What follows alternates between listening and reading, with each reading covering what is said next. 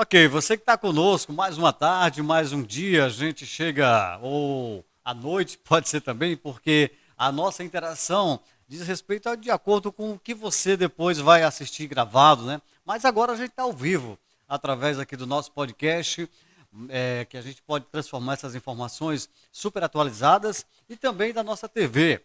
Aqui no YouTube, a gente vai podendo fazer essa interação com você que nos acompanha do outro lado. A gente só tem a agradecer. A cada dia, a cada momento, a gente consegue consolidar ainda mais essa nossa programação. Através da minha pessoa, do meu amigo Marcos Som, do Naldo, do Adriano e, claro, principalmente de você e dos nossos convidados que estão conosco sempre nos ajudando. Meu amigo Ayrton, que eu tenho o prazer de chamar amigo, porque é uma pessoa que eu tenho um apreço muito grande, está aqui com a gente. A gente vai poder conversar sobre essa situação do Rio Grande do Sul, o porquê que aconteceu isso, mas também falar do nosso Piauí, do nosso Nordeste, né? Esse clima nosso aqui, como é que vai ser, e essa situação. Ayrton Costa, mais uma vez, lhe agradeço pela disponibilidade e você que é sempre bem-vindo aqui no nosso canal para falar com o nosso telespectador. Olha, o prazer é agigantado, a gente sempre colabora, assim que possível, com a mídia. A gente sabe que o trabalho que os meios de comunicação no Piauí exercem é um trabalho de comunicação de risco, é um trabalho pedagógico, é um serviço de utilidade pública. E atendendo a um pedido seu com todo prazer, que você é sempre um parceiro de primeira hora nas ações de segurança, nas ações de proteção e defesa civil. Eu te agradeço muito mais uma vez, como eu já disse, e claro, aqui a gente tem através, principalmente da internet hoje, né, essa facilidade de poder conversar abertamente. Aqui não é uma entrevista, aqui é uma conversa de amigos que possa ser analisado, seja discutida de uma forma que chegue àquela pessoa que está lá de uma bem esclarecedora, né? Por exemplo, a gente vai falar um pouco do que está acontecendo lá no Rio Grande do Sul e do que já aconteceu, né? Claro, começou, mas o que ainda tem ainda pela frente. Era para aquilo tudo mesmo, Ayrton? O que aconteceu diante do que estava sendo já estudado anteriormente? Olha, hoje o cenário, né, já transcorridos mais de 30 dias da tragédia, né, o maior desastre socioambiental, socionatural da história do Brasil, é, como se diz mesmo, abalou completamente toda a infraestrutura, a vida das pessoas no Rio Grande do Sul, mobilizou excepcionais contingentes de militares, de servidores de defesa civil, da sociedade brasileira em geral, para uma ajuda humanitária. Enfim, o que aconteceu lá está totalmente fora da curva, um ponto fora da curva, algo que se acontecesse em qualquer cidade brasileira, por mais preparada, por mais resiliente que seja, seria inevitável no aspecto da infraestrutura, porque a cheia que atingiu ali toda a bacia do Taquari, né, toda a bacia do Guaíba, foi uma cheia que ultrapassou o limite da década milenar, que é a maior cheia já prevista por qualquer sistema de engenharia. De tal forma que, apesar, veja bem, é importante frisar, apesar de que os gestores públicos tinham previsão, existia alerta antecipado de chuvas intensas, ninguém imaginaria que essa chuva intensa, reagindo com as condições de vulnerabilidade do Rio Grande do Sul, porque a gente tinha um cenário muito favorável a situações de alagamento, enxurrada, inundação, uma quantidade espetacular de residências na margem de rios, um intenso processo de desflorestamento, destruição da cobertura vegetal, sem falar que existia também muitos municípios que não estavam preparados do ponto de vista da contingência, da evacuação. Então, todos esses fatores, aliados a um fator de natureza global, as mudanças climáticas, o Oceano Atlântico muito quente, frente fria estacionária que jogou horrores de água sobre aquele estado, de tal modo que a gente só pode, nesse momento, né, se solidarizar com o povo gaúcho, um povo heróico, está passando por uma barra, está contando com o carinho, a solidariedade de todo o Brasil e até de outros países, e que a gente possa utilizar, Miguel, o que aconteceu lá como uma lição, como um aprendizado importante sobre o que não pode ser feito, mas principalmente sobre o que nós devemos fazer para evitar todo e qualquer tipo de desastre. Ali a gente estava vendo o furacão Katrina dos Estados Unidos, dentro das proporções, ele é bem menor em relação ao que aconteceu ao Rio Grande do Sul. Não foi o furacão, mas o que aconteceu um com o outro, no caso ali, foi bem maior do que Katrina nos Estados Unidos, dentro da logística, né? Olha, se a gente considerar a quantidade de pessoas impactadas, o Katrina foi um fenômeno severo, Sim. um furacão que atingiu de forma muito localizada New Orleans, Uma parte única, né? uma parte específica, mas nós estamos falando aí de centenas de municípios. Atingiu Gente, nós muita tivemos aí, grosso modo, 60% do estado do Rio Grande do Sul impactado Quase o diretamente. estado E chegou a 80% com impactos indiretos. Então, é uma tragédia sem precedentes, né? E se você imaginar, não apenas pela quantidade de vítimas fatais, de pessoas que ainda estão desaparecidas, mas a destruição da infraestrutura elétrica, da infraestrutura de abastecimento d'água, da infraestrutura viária, destruição completa de imóveis, a vida de pessoas ali no alicerce, como diz aqui no baldrame, né? Levado, tudo levado. Eu vi um vídeo essa semana do prefeito de Eldorado do Sul, mostrando que 1.200 residências completamente varridas. Terra varrida, cenário de guerra. Então, realmente, a gente tem que extrair as lições, perceber que realmente a natureza, né, e a ação do homem contra a natureza pode potencializar futuros desastres no Brasil. Nós tivemos recentemente aí a mídia sempre mostrando isso. Manaus, a região norte ali, rio secou, que até então era não impensável aquela situação, aí de repente vem essa situação lá no Rio Grande do Sul, aí puxa agora aqui para o nosso Nordeste um pouquinho também. E o Piauí, como está nesse contexto do Nordeste com relação ao fator climático? A gente pode esperar temperaturas mais altas chegando ao BR-Obró, Ayrton? Olha, nós estamos já tendo uma prévia do que virá. Temporada chuvosa, ela se encerrou basicamente no começo de maio, no estado do Piauí. Ainda tem algumas chuvas pontuais no litoral. Hoje mesmo, a Defesa Civil de Pedro II, né? Eles sempre pedem, quando tem um evento, que a gente possa analisar a partir do Centro de Gerenciamento de Riscos da Defesa Civil a previsão. E a gente salientou, olha, pode ter uma garoa hoje em Pedro II no festival, antes do show, né? Aproveitem o show. Aproveita o friozinho bom. Aproveita o friozinho bom. Mas no litoral está chovendo. A gente tem sempre um registro aí, 10 milímetros, 20 milímetros de chuva isolada. De tal forma que esse encerramento mostrou que a gente tem em quase todo o Piauí um céu sem nuvens, com baixa nebulosidade, muito sol. O sol da manhã está vindo tinindo. Tivemos, inclusive, há uma semana atrás, um registro digno de nota. A cidade de São João cravou a maior temperatura do Brasil, a máxima de quase 40 graus. Isso não é um bom sinal. Não é um bom sinal, porque se em pleno mês de maio a gente tem uma cidade cravando esse pico de temperatura, e a gente já teve acesso à previsão, inclusive já ventilado pela mídia do Piauí, que nós podemos ter temperaturas de até 2 graus acima da média nesse trimestre, o junho, julho e agosto. Então, essa prévia sinaliza que o nosso BR-Obró, meu amigo, vai ser daquele jeito. Daquele jeito, então é preciso que a população, agora também, agora que eu digo já, imediato, né? Porque não adianta chorar pelo leite derramado, mas que as ações, principalmente da população, comecem a ser repensadas, né? Sim, com relação à natureza, né? Principalmente, hoje a gente está vendo aí um cenário de intensificação do calor. A gente tem muitas ações empresariais, ações governamentais, ações da própria sociedade, do ponto de vista da preservação dos nossos ativos da natureza, das nossas matas, dos nossos rios, ações que buscam manter o ambiente ecologicamente equilibrado, mas é sempre bom salientar também que a gente preserve a nossa saúde, tenhamos um autocuidado. Vai ser um período muito difícil, com baixa umidade, temperaturas elevadas. Isso potencializa doenças cardíacas relacionadas à hipertensão, relacionada à questão nervosa, desidratação, doenças respiratórias, de pele. Então a gente tem que proteger nossa pele, se hidratar, um cuidado especial com crianças e idosos. Os animais também, os né? animais também, os pets hoje que tem que se ter cuidado. E um detalhe muito importante que a gente tem que ficar atento, é um período que tudo fica muito seco e muito quente, e isso pode favorecer a inflamabilidade, as queimadas. Eu creio que o poder público hoje está vigilante, a gente tem órgãos de fiscalização, mas melhor do que aquilo que vem da lei, que vem da norma, é você tomar uma atitude. É a sociedade assumir uma atitude proativa e solidária de respeito com seu semelhante. Não tocar fogo, não atear fogo em mato, lixo, por aí vai. A gente teve informações que na Índia, 53 graus, né? Uma situação que algo impensável para uma temperatura num país. E lá, hoje, viver numa situação dessa é algo assim, que a gente observa assim, que o pessoal diz, o mundo está ficando maluco. tem uma linguagem a forma de dizer popularmente, né? Mas é a consequência da população, né? A gente está percebendo, né, que desde o começo do ano, 2024, começou com vários incidentes de inundação, enchentes, fogo, ondas de frio também vão começar em alguns locais.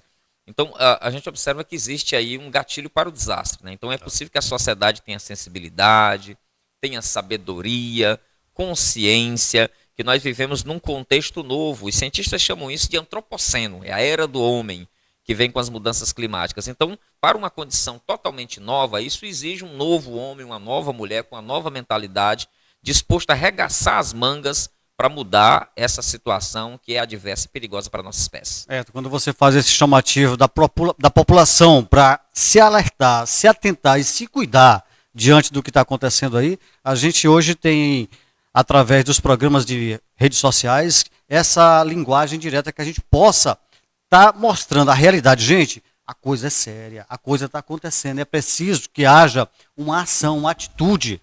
Nós estamos aqui fazendo esse trabalho, você como climatologista está dia a dia, palestras, participando de workshops, fazendo aí visitas e, claro, levando essa informação à população. A gente falava um pouco antes aqui sobre a nossa zona norte aqui, a região dos diques do Puti Velho.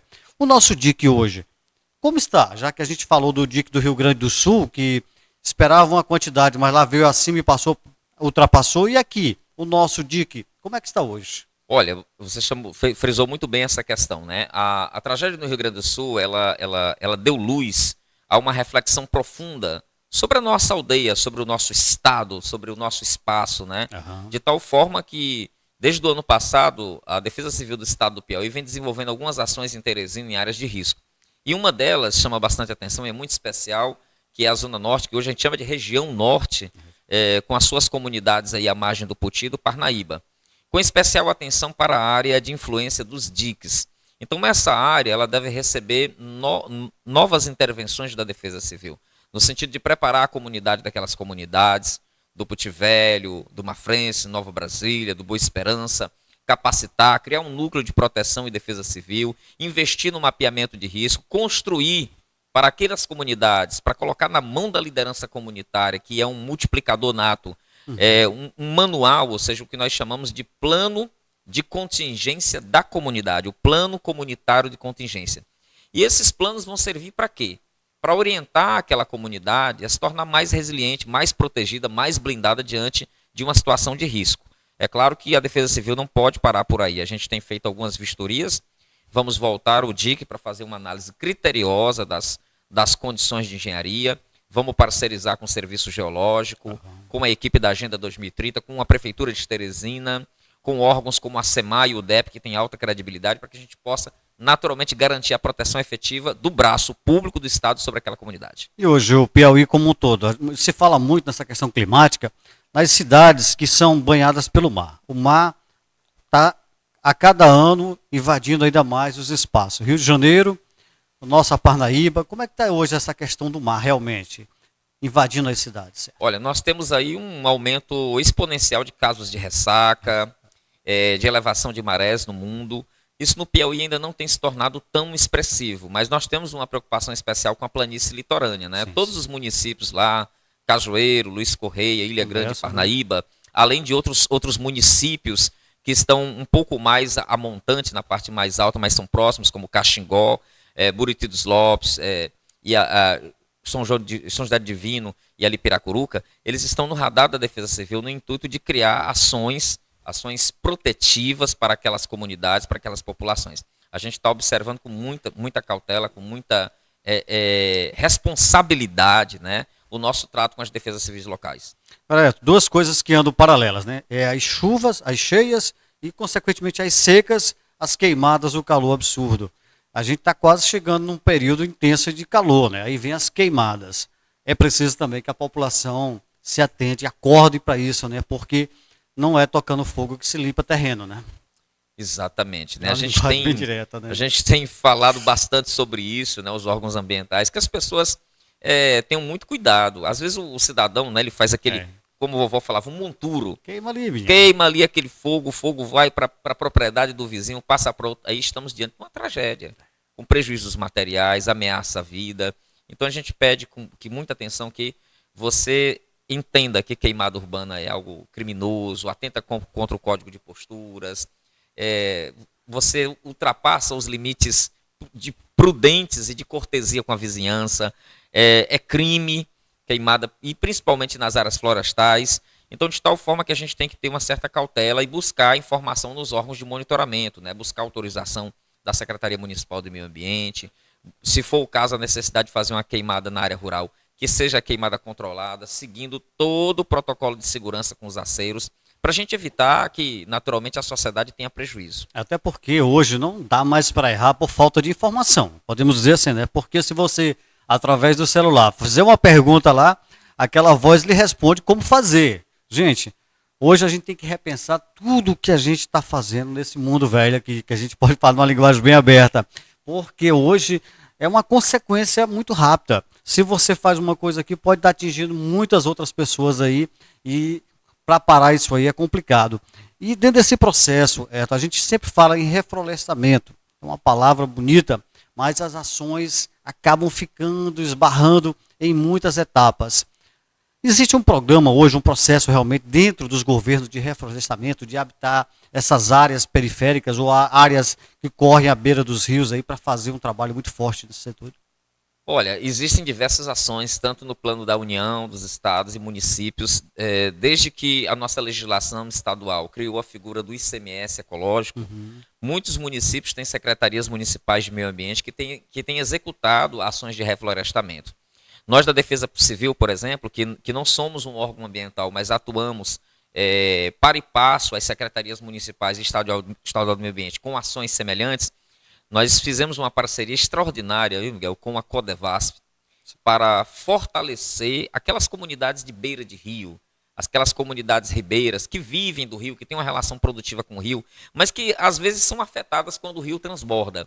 E nós criamos aí esse programa de rede colaborativa que vai ajudar na proteção das margens do rio, que vai ajudar a reflorestar. E mais do que isso, vai gerar um monitoramento. Nós vamos instalar pluviômetros nessas comunidades. Elas vão receber o coletinho da Defesa Civil, serão agentes voluntários da Defesa Civil nessas comunidades e vão receber toda uma infraestrutura nova para se tornarem preparadas para situações de risco. Eu tive a oportunidade de participar uma vez aqui no município de Madeiro, depois de Jocamarca, entre Luzilândia ali, participar de um seminário e acompanhar o trabalho de uma equipe sobre o estudo dos rios, o assoreamento dos rios, principalmente aqui nessa região. E a gente viu coisa lá que realmente deixou a gente bastante preocupado. E esse assoreamento dos rios hoje é uma realidade que impacta muito, hein, Ayrton? Com certeza, né? Quando se fala assoreamento, né, a maioria das pessoas não tem um conhecimento do que significa, mas ele é o prenúncio da morte do rio. Imagine que o rio tem uma profundidade, né? A gente chama de Talveg, o ponto mais profundo do centro do rio, e aquela profundidade, aquele canal, é o que permite dar vazão, passagem à água. Então, quando tem o período da seca e o período da cheia, o volume oscila naquele canal, mas ele não extravasa tanto a ponto de prejudicar as pessoas. Porém, com o passar dos anos, com o desmatamento, a retirada de toda a mata de um lado e do outro do rio, toda aquela terra dos barrancos vai para o centro do rio e deixa o leito mais raso. De tal forma que quando vêm as chuvas chegam, aquela água que antes cabia perfeitamente encaixada no canal, ela transborda pelas laterais. E aí é que surge o fenômeno de alagamentos, né? Para além das enchentes, que enchente é algo natural, transbordando e submergindo, deixando debaixo d'água a residência das populações ribeiras.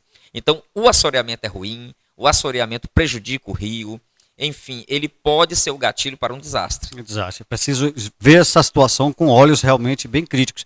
A gente observa que desde Teresina, na cara da gente todos os dias, são essas coroas, né? São umas coroas, bancos de areia.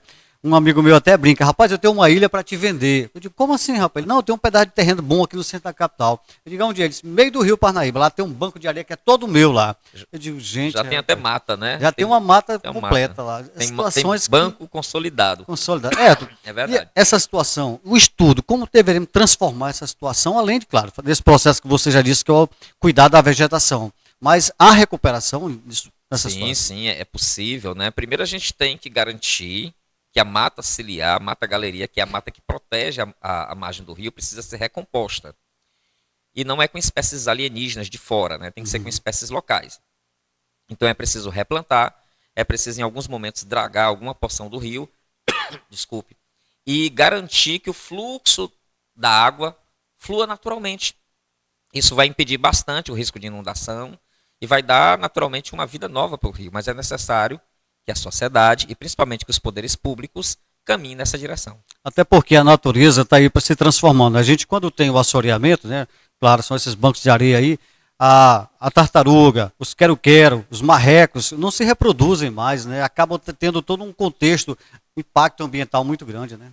Exatamente, porque você tem que o assoreamento. Fica à vontade. Pode, a gente sabe que essas situações de garganta pega a gente falando mesmo. O assoreamento, ele. Por que eu digo que ele é a morte do rio? Porque quando você tem ali aquelas árvores, por exemplo, se eu gosto muito de uma frutinha do Parnaíba, o ingá. Um engazeiro.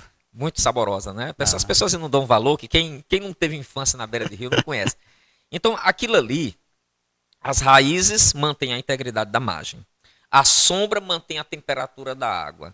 As folhas se decompõem e fertilizam o solo.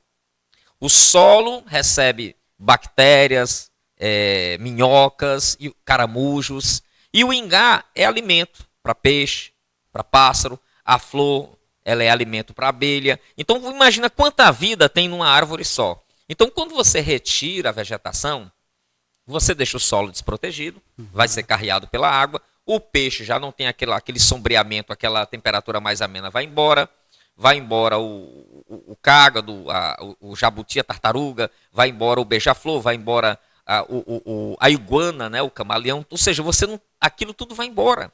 E o rio começa naturalmente a sofrer um processo de assoreamento brutal, né, de desgaste, as águas mudam até a sua textura, a fauna e a flora empobrecem.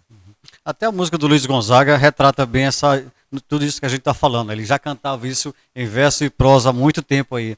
Agora sim, o que você diria nesse momento para quem está nos acompanhando? Qual o tipo de pensamento que as pessoas já devem ter? Ou dizer, gente, a partir de hoje eu tenho que mudar a minha atitude. A partir de hoje eu tenho que ver e pensar diferente. Ser proativo, começar a ver a coisa com outros olhos para poder contribuir com o amanhã. Olha, nós temos que mudar completamente a nossa mentalidade em relação à natureza. E mais do que isso, a gente tem que ter uma compreensão, como a gente diz lá na Defesa Civil, que o desastre, a tragédia, ele não é um produto da natureza. Não é a chuva que mata, não é a seca que mata. São condições produzidas pelos homens, pelas sociedades. Então a gente vê, por exemplo, que pessoas moram em costas de morro desmatados, que têm facilidade de desmoronar. Moram na beira de rios assoreados, que têm facilidade de inundar. Então, essa ação histórica do homem, essa ação predatória, degradadora, ela tem um efeito colateral. Ela se volta contra nós. Então, a gente tem que incorporar na nossa prática, no nosso cotidiano, nas nossas atitudes, essas ações ambientais proativas, essas ações sustentáveis, para que a gente possa evitar todos esses dissabores. Agora mesmo, recentemente, o governo federal, depois da crise do Rio Grande do Sul, está todo mundo falando disso, né? Divulgou que o estado do Piauí tem 47 municípios com condições de risco muito elevadas, entre enchentes, inundações, deslizamentos, para você ver. Existem muito mais municípios no Piauí com essa condição de risco, mas esses são os mapeados, são os mais graves. Então, ali a gente pede o prefeito que haja, a sociedade que haja, mas o braço do Estado também vai agir. E aqui em primeira mão, aqui no seu podcast, a gente anuncia que agora, dia 20 deste mês, nós estaremos capacitando os 47 municípios elencados pelo governo federal. Vai ser uma capacitação que vai contar com técnicos da SEDEC, mas também com os técnicos da Defesa Civil do Estado do Pernambuco, que é expert em deslizamento e inundação. Bacana, estarão colaborando, uma parceria, né? SEDEC Piauí com a SEDEC Pernambuco. Será uma capacitação pela Escola de Governo para todas as coordenadorias de defesa civil dos municípios mais impactados. Será um momento de imersão em que eles vão aprender, inclusive, a fazer os pedidos de recursos ao governo federal durante uma tragédia. Então vai Aprendeu ser algo fácil. extremamente prático para fortalecer o município. Que bom, viu? Que bom que realmente as ações estão acontecendo para que a gente possa evitar futuramente, que Deus nos livre disso, de catástrofes como o Rio Grande do Sul. Mais uma vez, só tenho que lhe agradecer pelo espaço de estar aqui conosco, conversando com o nosso telespectador, o nosso internauta, e que você possa vir mais vezes aqui, porque aqui é uma conversa de amigos, mas que tem uma profundidade de esclarecimento muito grande e a gente aprende muito com você. Eu que agradeço, viu? E agradecemos pela oportunidade do espaço, parabenizo aí pela ação. Você tem dado oportunidade para muita gente, muitas pessoas de bem que querem falar, deixar a sua opinião, deixar a sua contribuição para uma sociedade melhor. Parabéns, meu irmão. Obrigado, meu irmão, mais uma vez, Ayrton Costa, climatologista aqui do nosso estado, que é uma pessoa que vive o dia a dia realmente de trazer, buscar e ajudar o nosso estado do Piauí e o Brasil como um todo, né? A gente só tem a agradecer e você que está conosco aqui, que acompanhou, o espaço é seu. A partir de hoje, essa nova dinâmica do jornalismo piauiense está sendo feita para você através das nossas redes sociais.